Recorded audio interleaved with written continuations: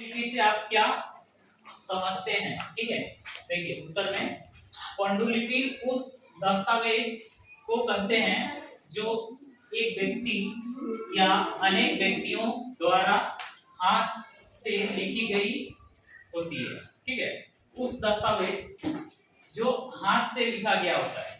ठीक है, जैसे हम लोग कॉपी में लिखते हैं कलम से, तो पहले क्या था कि जो भी किताब बनाता था, ठीक है, आजकल मशीन से बनता है, टाइप करके निकाला जाता है, छापाखाना होता है, लेकिन उस वक्त छापाखाना नहीं होने के कारण हाथ से लिखा जाता था और उस वक्त पेज भी नहीं बनता था, मतलब कोई पत्ता में या कोई पेड़ का छाल में लिखा जाता था। ठीक है, और उसको किताब का रूप में उसको एक एक पन्ना बना के रखता था। ठीक है, तो वो हो गया पांडुलिपि। और पांडुलिपि कहने का मतलब सीधे सीधे है कि जो हाथ से लिखा जाता था, है ना। और मूर्ज नामक एक पेड़ हुआ करता था, अभी भी है, उसका छाल पे ये लोग लिखते थे। ठीक है, अगला प्रश्न देखिए, पुरातात्विक स्रोत के अंतर्गत क्या क्या चीजें आती हैं? देखिए उत्तर में देखिए, पुरातात्विक स्रोत के अंतर्गत मूल रूप से ऐतिहासिक इमारतें जो बड़ा बड़ा बिल्डिंग है, ठीक है, जैसे ताजमहल, लाल किला, ठीक है, सिक्के, जो हम लोग सिक्का देखते हैं 5 रुपया 10 रुपया, है ना, तो उस वक्त का सिक्का जो था सोना चांदी या तांबा इस तरह का था, जिसमें राजा या कोई भगवान ऐसा कुछ भी माने कुछ छाप रहता था। ठीक है, राज्य का कुछ चिन्ह होता था उसमें। और सबसे बड़ा बात तो वो धातु जो था वो कीमती होता था, चांदी का, तांबा का, ठीक है, महंगा होता था। और ये सिक्के ठीक आज का डेट में नहीं चलता है।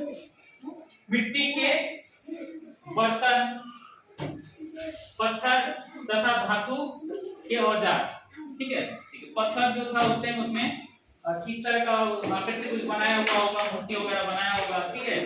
और धातु का औजार में जैसे लोहा का हो गया, कांसा का हो गया, कुल्हाड़ी वगैरह काटने के लिए जो प्रयोग करता था वो लोग, है ना।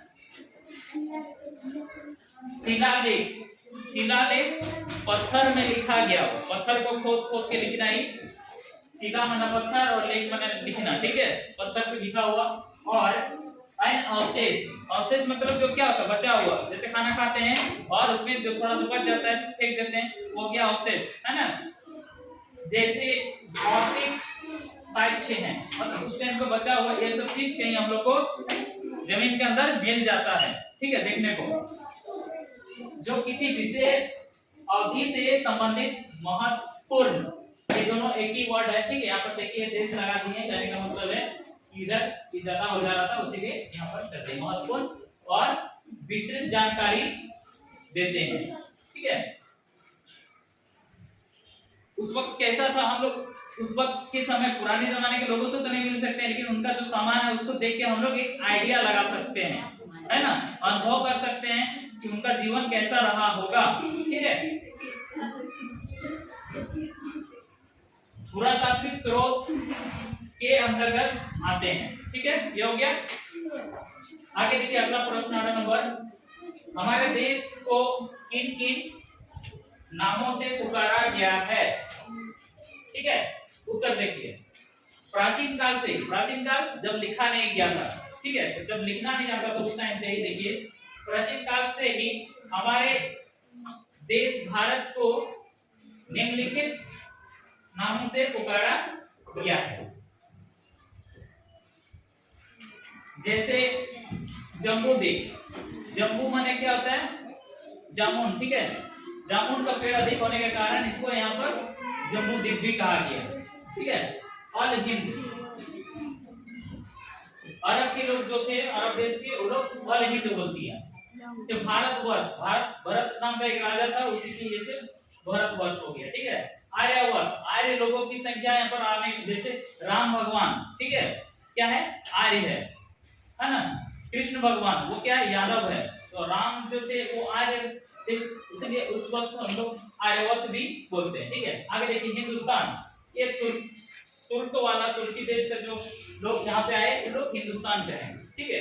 इसका कहने का कारण और भी था, जैसे सिंधु नदी बोलते हैं, सिंधु को वो लोग हिंदू इस टाइप से बोलते थे, तो ये हिंदुस्तान नाम पड़ा और इंडिया, ठीक है। अभी है और कुछ कुछ नाम है, ठीक है।